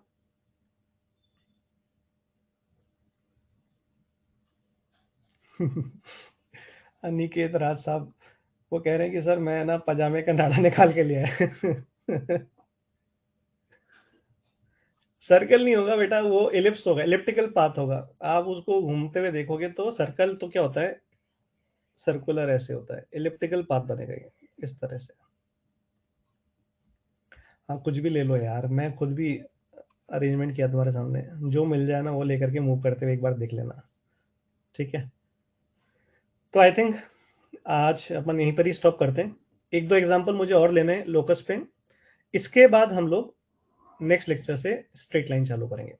ये अपना इंट्रोडक्शन था, लोकस तक अपने को पढ़ना था, अपने को लोकस में भी एक दो एग्जांपल और लेने, उसको लेने के बाद now I will start with straight line. समझ में आया क्या। तो अभी मैं ये पहले हैंडआउट शेयर कर देता हूँ और उससे पहले मैं होमवर्क दे देता हूँ। तो होमवर्क में आप तो do your self, I think do your self अपनी की स्ट्रेट लाइन की शीट ले रही, डू योर सेल्फ आप 5 कर सकते हो, ठीक है। डू योर सेल्फ 5 कर लो। रेस लास्ट क्लास में कौन सी दी थी मैंने, 39 दी थी शायद, तो 40 रेस है अपना। 39 का solution I think I have shared, है ना, I think I have shared solution of 39 अभी क्लास के जस्ट पहले मैंने शेयर किया था, तुम देख लेना उसको। तो नेक्स्ट क्लास में अपन जब आएंगे मैं 40 भी शेयर कर दूंगा कल, ठीक है। हम 40 का भी सॉल्यूशन मैं कल ग्रुप में शेयर कर दूंगा। तो नेक्स्ट क्लास में जब मैं आऊंगा तो मैं 39 और 40 रेस डिस्कस करूंगा। और डू योर सेल्फ अगर तुम्हें दिक्कत होगी तो पूछ लेना, वैसे दिक्कत नहीं होगी, सॉल्यूशन मैंने शेयर कर रखा है, आसानी से हो जाएगा।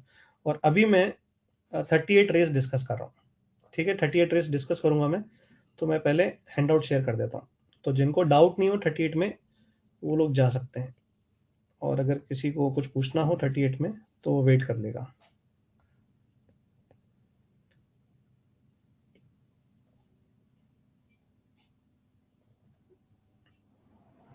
एक चीज और यार मैं बोलूंगा कि है ना, कुछ लोग क्या करते हैं, है ना, वो रोजाना आदत हो गई है कुछ लोगों की कि उनको हैंडआउट के लिए मैसेज करते रहते हैं। You have to understand one thing कि मेरी क्लास तुम्हारे बाद भी और भी क्लासेस होती हैं, और मुझे एडीसी पे ही हैंडआउट शेयर करने के लिए कहा गया है राइट फ्रॉम द बिगनिंग, तो ये अवेलेबल एडीसी पे होता है। दूसरी चीज, जो बच्चे हैंडआउट मांगते हैं मैक्सिमम टाइम वो शायद अपने नोट्स खुद नहीं बनाते हैं, और नोट्स खुद बनाना जरूरी है, मैं पहले दिन से कह रहा हूँ। जो नोट नहीं लिख रहे हैं सफ़र करेंगे वो लोग, क्योंकि आपको अपना पूरा नोट्स बनाना है ना, आपको अपनी कॉपी में लिखना है जो जो मैं पढ़ा रहा हूँ। मेरे नोट्स से आपको फ़ायदा नहीं होगा, आप खुद जब तक नहीं लिखोगे उसको, तो ये आपको लिखना ही है। तो आप कृपया करके मतलब ये ना बोलें कि सर मेरे प्रॉब्लम आ गई थी मैं डाउनलोड नहीं कर पाया, सब क्लास में अवेलेबल होता है, इसकी रिकॉर्डिंग तक अवेलेबल है, आप उसको देख के भी अपने नोट्स बना सकते हो, ठीक है ना। तो मैं शेयर कर रहा हूँ एडीसी पे इट इज़ अवेलेबल, तो आप अभी के अभी डाउनलोड कर लेते हो तो भी मिल जाएगा, आप बाद में करोगे तो भी मिल जाएगा। मैंने शेयर कर दिया है एडीसी पे। टोटल देर आर 8 पेजेस, 2 आखिरी में ब्लैंक पेज चले गए हैं, बाकी उनमें कुछ है नहीं, ठीक है क्या। 8 ही पेज है और 2 पेज आखिरी में ब्लैंक गलती से चले गए, ठीक है क्या। तो मैं ऐसा करता हूँ कि अब रेस नंबर 38 ले लेता हूँ। आप लोग अभी स्ट्रेट लाइन का जब तक शीट का ज़्यादा होमवर्क नहीं मिल रहा है तो आप लोग डिटर्मिनेंट और एसओटी वगैरह का अच्छे से रिवीजन करो, क्योंकि नेक्स्ट टेस्ट में आपका डिटर्मिनेंट और एसओटी के क्वेश्चन ज़्यादा होंगे, है ना। स्ट्रेट लाइन अभी अपन पढ़ना चालू करें तो इसके भी क्वेश्चन होंगे, लेकिन ज़्यादा अपन का डिटर्मिनेंट और एसओटी रहेगा, है ना। तो आप लोग उसको अच्छे से पढ़ो, एनसीईआरटी लगा लो यार, एनसीईआरटी में कुछ भी नहीं है, तुम सॉल्व करने बैठोगे जो जो मैं पढ़ा दिया हूँ उसको पढ़ोगे तो 15 मिनट 20 मिनट में एनसीईआरटी की एक्सरसाइज सॉल्व हो जाएगी, एक एक्सरसाइज, कोई बड़ी बात नहीं है, ठीक है। 38 रेस, अब अगर किसी को इसमें पूछना है तो बताओ, अदरवाइज अपन सॉल्यूशन तो शेयर है,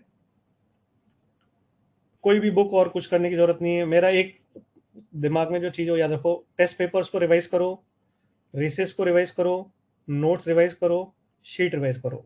अगर ये सब काम हम 3-3 बार कर रहे हैं जैसे मैंने बताया, it is going to give you very good rank. इसके अलावा और कुछ बिल्कुल करने की आवश्यकता नहीं है, क्योंकि हम लोग इतना एक्स्ट्रा मटेरियल प्रोवाइड करते हैं। जब अपना सिलेबस हो जाता है तो स्कोर के पेपर होते हैं, असाइनमेंट्स होते हैं, बहुत कुछ मिलता है, लेकिन बच्चे क्योंकि वो करते ही नहीं है, क्योंकि वो ना एक एक बार आधा अधूरा करते हैं। आप जब तक उसको 2-3 बार नहीं करोगे ना, तब तक आप उससे पूरा का पूरा कॉन्क्रीटली नहीं सीखोगे। तो आपको है ना ये सब चीज़ें करनी है।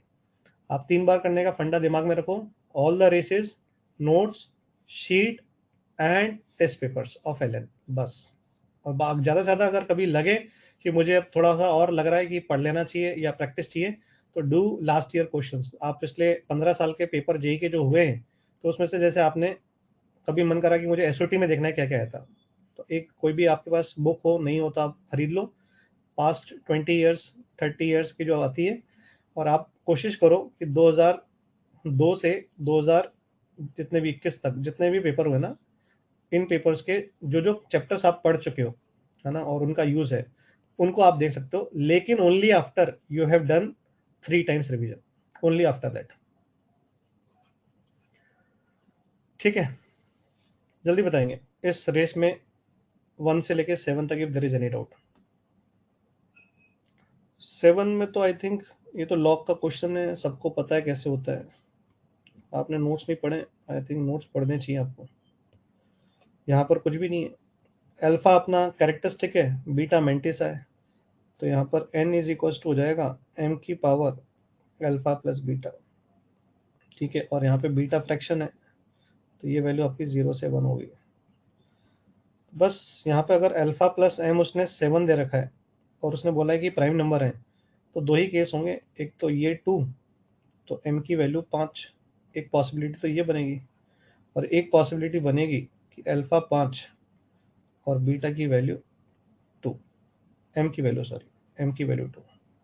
अब बस अब ये अगर कैरेक्टरिस्टिक मेंटिसा में इस तरह का पढ़ा है, तो पता है कि अपन लोग कैसे रेंज निकालते हैं नंबर की।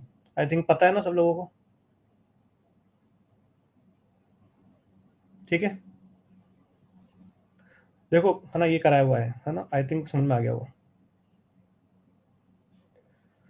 लॉग बेटा सब जगह काम आता है, कैलकुलस में भी काम आ जाएगा और सब जगह काम आएगा बेटा। ठीक है ना, इसलिए सब पढ़ते रहो, सीखते रहो। एक एक चीज समझ जाओ, make a habit of learning. ठीक है सर, हाउ बीटा इज 0 से 1, बेटा फ्रैक्शनल पार्ट है ना, कैरेक्टरिस्टिक मेंटिसा नहीं पढ़ा, नोट्स पढ़ो, लिखा रखा होगा उसमें। कैरेक्टरिस्टिक मेंटिसा पढ़ा है, तो मेंटिसा फ्रैक्शनल पार्ट होता है, 0 से 1 होता है, सब पढ़ाया हुआ है। एनीथिंग एल्स इसके अलावा?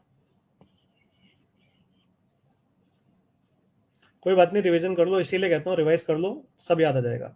अगर लंबे टाइम तक कुछ भी नहीं पढ़ते ना, भूल जाते हैं, मैं भी भूल जाता हूँ, सब भूल जाते हैं। पढ़ लो, बस इंपॉर्टेंट ये है कि रिवीजन करते रहो, इसीलिए कह रहा हूँ रिवीजन इज वेरी इंपॉर्टेंट। और बताओ भाई, यहाँ पर कुछ देखो होता क्या है, एक अच्छा बच्चा क्या होगा कि मान लो अगर वो एक क्वेश्चन अटेम्प्ट कर रहा है और वो भूल भी गया, तो उसने देखा इसमें क्या क्या यूज हो रहा है, और उसने खट से कॉपी खोली और नोट्स में से पढ़ के रिवाइज कर लिया, बस ये हो गया काम खत्म। उसका रिवीजन भी हो गया नोट्स में से इस आर्टिकल को लेकर के, और क्वेश्चन भी सॉल्व हो जाएगा। क्वेश्चन नंबर 8 में I don't think there is anything. Again Q2 निकालना है, तो यहाँ 2 लिखेंगे, यहाँ 2 लिखेंगे, यहाँ 1 आएगा, यहाँ 1 आएगा, and this is class illustration. इसकी वैल्यू 3/4 आती है, मेरे को तो वैल्यू भी पता है, क्लास का क्वेश्चन है।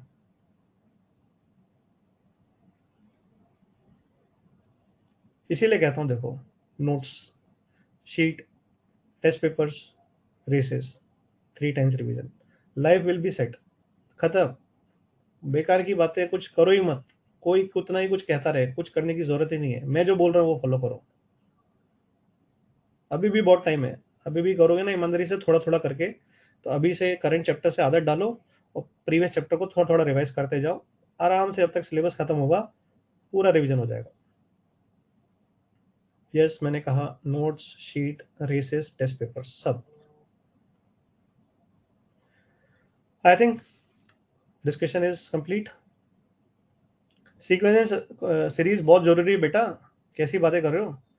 Sequence and series is very very important chapter, काफ़ी काम आएगा आगे भी, है ना, तो वो तो आना ही चाहिए भाई। और शीट में देखो कितने सारे क्वेश्चन हैं। ठीक है चलो यार, है ना, I think we should stop. Bye bye everyone, अगले हफ्ते मिलते हैं। Enjoy your Sunday, study hard, bye.